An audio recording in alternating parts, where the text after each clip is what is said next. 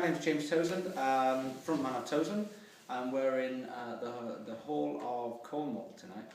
Hall For Cornwall tonight, down in Truro. This is the 6th gig supporting REEF on their 20th anniversary tour, so it's really exciting. The gigs have been going really good so far, and it's a run of 22 shows we've got in November and December. Right, that's going to be the first question. How's the gigs going? And are you learning anything from the other bands? Yeah.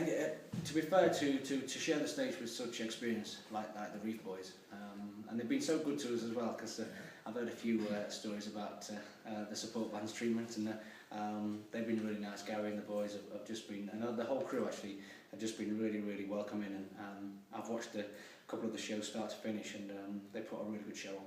Yeah. Have you learned much from them?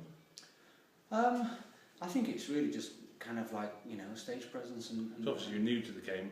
Yeah, sort of. I mean, I've been in bands for 10 years, so I know what it feels like to be on stage, kind of thing. But certainly not on this level. To get the opportunity to actually open in front of Reef's crowd, which is over 600,000 or 800,000 people. To that kind of scale. I mean, it was 1,600 in Bristol, which is, I think, they're quite local to there, so that was a massive gig. But they've all been over 600 or 800, so to be able to get the opportunity to perform in front of all those people, and that's a learning experience as well with the size of the stages. Yeah, room to move. Yeah, exactly. Usually I've one step left, one step right, and I'm bumping into people. On these stages, it's a bit of a jog. So it's like the stage presence of learning all that as well, which has been great. As a pianist, why have you chosen rock music? My old job was motorcycle racing, and I used to do 200 miles an hour around a track and come home and play ballads and calm down. But when I got an injury and I couldn't race anymore, I realised that the fire was still there, and my passion was rock music. And I knew that writing rock music and being able to perform rock music would give me the same buzz or similar buzz to what it was riding bikes. Yeah. Do you feel more pressure waiting for a race to start or waiting to go on stage? It's different at the moment. There's a lot of pressure on the stage, because what is different with music is you get, especially with the REEF gigs, you get like 1,000 people all looking straight at you in the eye, going, "Come on, then entertain me." And we had hundreds of thousands of people at the race meetings that I used to do, but flashing past at 200 miles an hour, you couldn't see any of them.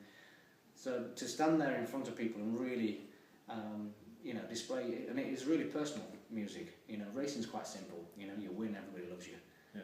If you don't, then you get a bit of stick, but not too much stick, because it's a dangerous sport and everybody respects what you're doing. So, in that sense, the crowd aren't like, say, football fans, where a lot of football fans think they can do the same job as the Ronaldos and the Rooneys and all the rest of it.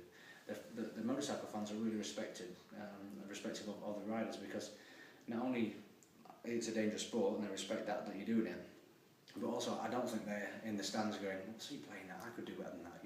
Well, I suppose with that as well, if you go to a football stadium, say, and you make a mistake as football, you've got 80,000 fans shouting at you. Oh, well, whereas if they shout on the motorbike, you just straight past them. Well, I had that. I had a few mistakes where everybody shouted at me, I'm sure. But on the whole, because of the nature of the job, when you make a mistake in my old job, it's usually it's pretty painful. So you don't get too much stick for it. Are the music fans more demanding than the motorsport fans? Not really. I think motorcycle racing and rock music was always tied closely together. When I was racing, all I heard was the old classic rock bands like your Aerosmith, Guns N' Roses, AC/DC. Pump everything up together. Yeah, but it was kind of like part of that world. That classic American rock and roll kind of sound was deep within motorcycle roots. So it kind of went hand in hand. But no, not, to be fair, not more demanding. I'm not sure how many motorcycle fans that supported me through my racing career are new music fans. I'm sure there's a lot that love AC/DC, Bon Jovi, Bryan Adams and all the classics, but how many there are actually willing to embrace new music like I'm showcasing at the moment is yet to be seen. How well is your music being received by the fans on the road? Fantastic so far. We've had great reviews. Touchwood so far, I haven't seen a bad review of it. you know, I spent 18 months in Scarborough writing the songs and recording the album with Toby Jepson from the Little Angels, and that went amazingly well, and I'm really, really proud of it. How did that collaboration end up coming about? A friend of mine in London, when I had to retire, I gave him a call, and he was a vocal coach in London, and basically I said, look, I'm wanting to write a rock album, and he knew Toby, and he said, I think I know the guy that could help me with it. I went up to Scarborough where Toby lives, and we sat down, and he knew nothing about my past, which was a good thing, because it was like a clean sheet, clean page, and we started working together, and it grew from there. And we wrote a couple of songs together, and it took a little bit of getting to the direction we needed to go in, or wanted to go in, but once we found it... So both of you going in different directions, or...? No, it was a bit of a curveball on me playing the piano.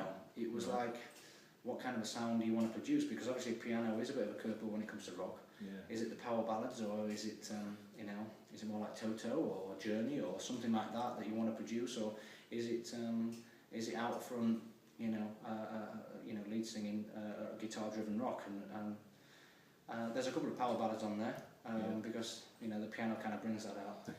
And I already had a couple of ideas that are on the album that we worked on, but most of it is you know, it's commercial rock, but there's a few niche things in there as well. It's diverse because it's got the power ballads, but it's also got the radio high energy stuff as well. So there's something for everyone on there. I think so. Yeah, it does cover quite a lot of bases. So it's the main thing is I was really, really proud of it.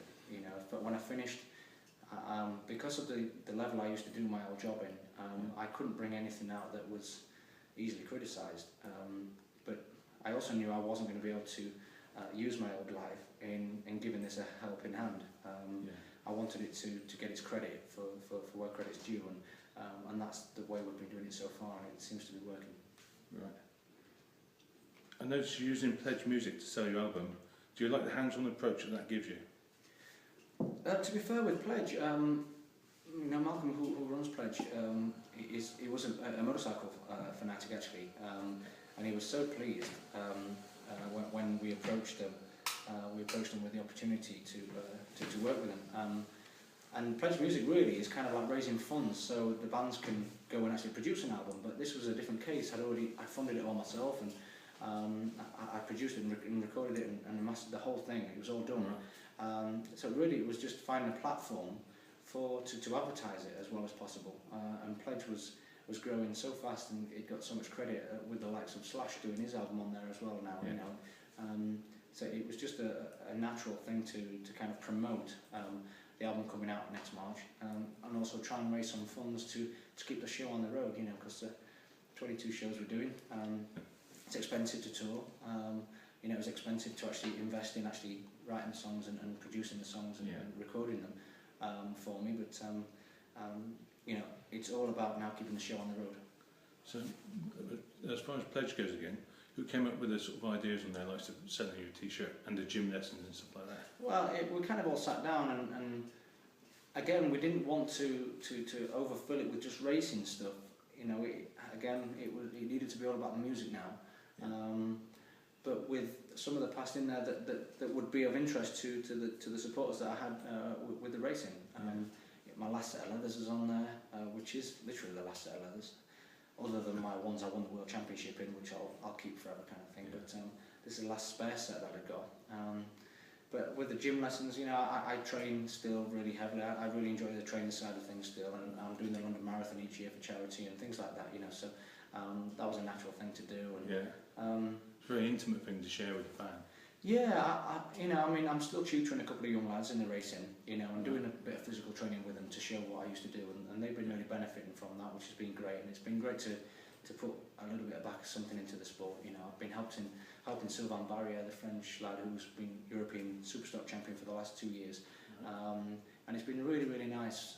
I didn't realise how much experience I'd got until I taught somebody. You know, it's probably the same for everybody, but I was able to pass on to Sylvain so much, and he's done so well from it, and he's tried so hard. It's been nice to put a little bit back. It must be nice to notice the difference. You've been able to help and notice the difference in it, in someone's. Yeah. I mean, he didn't have too much idea. Sylvain, especially, he didn't have too much idea about anything really. When I first met him, he was just a naturally talented rider. But there's a lot there's much more to that.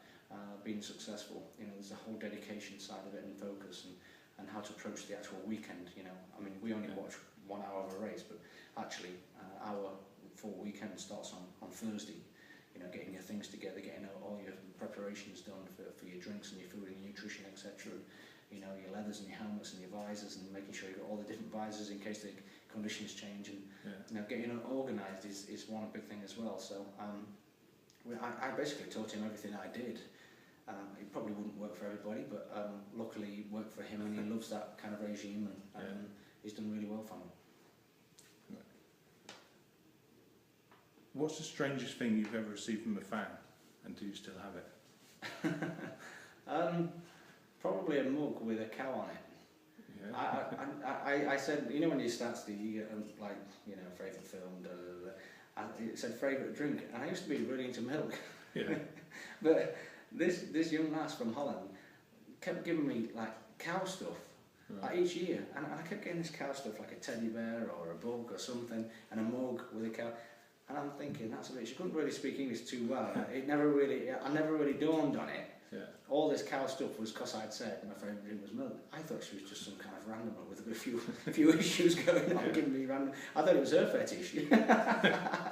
But I found out like it must be 8 years that she was giving me cow stuff. That it was because my favourite drink was supposedly milk. Have you still got it? I've got the cow milk. Yeah, I've got the cow milk still. Yeah. Most of your merchandise has your old racing number on it. Is there a reason you've kept that? I just needed to start my own label up, really. Right. Because, you know, after recording the album and getting it out there and doing the shows, you know, I had to be registered with PRS, PPL and all the rest of it, and you know, we haven't really approached the major labels as such with it, because it's still in that process of growing. You know, the obvious thing was, you know, when I was creating my own label name, it was 52 Music. Right. So that's the same with Pledge. It hasn't come out through one of the big names. It's just come out through 52 Music. Yeah. Well, it is through my label. Yeah, of course. Yeah.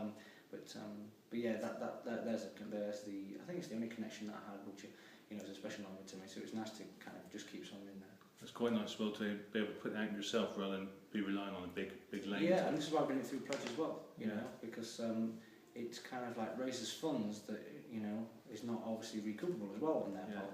Obviously, there's a deal there between me and Pledge, but it is raising funds from the fan base that you have, to do what you like with, really, and to keep the show on the road. So it's a good system, you know, rather than getting, I say, 20 or 30 grand from a major label that will have to recoup that at some point.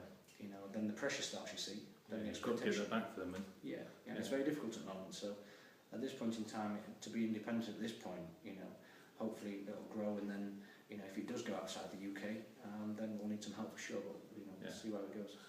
Come back to that. Have you noticed the numbers? Obviously, Pledge has got a percentage. Have you noticed that shoot up once you've been on the road? Yeah, massively. I mean, we were about.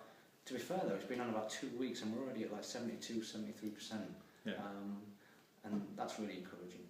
And what's really, really nice is the leathers haven't gone, the gym sessions haven't gone. It's just EPs, and it's just album pre-sales for the album.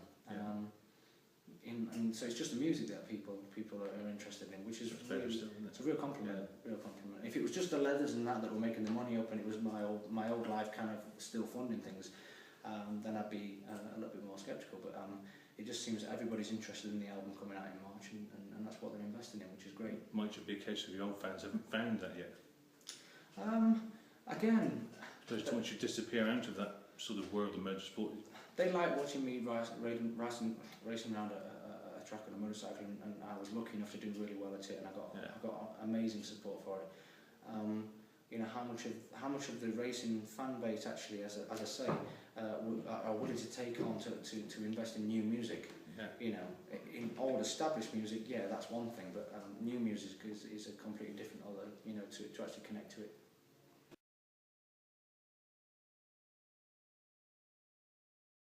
Well, please go on pledgemusic.com/Toseland and pre-order the album. Really, that's kind of, I'm trying to get the funds to go over to Texas in March to do South by Southwest. That's really what the funds are going to be funding, is to take the band over there. And we're hoping to be on Download Festival next year, hopefully. We're just discussing that at the moment and doing other festivals, and we'll be doing a tour to promote the album coming out. But really looking forward to next year. But at this point in time, we've got another 8 gigs to go on this tour to complete 22 shows, and looking forward to next year and just keeping it going. Right, that's excellent. Cheers. Thank you for your time. No problem at all. Thanks a lot.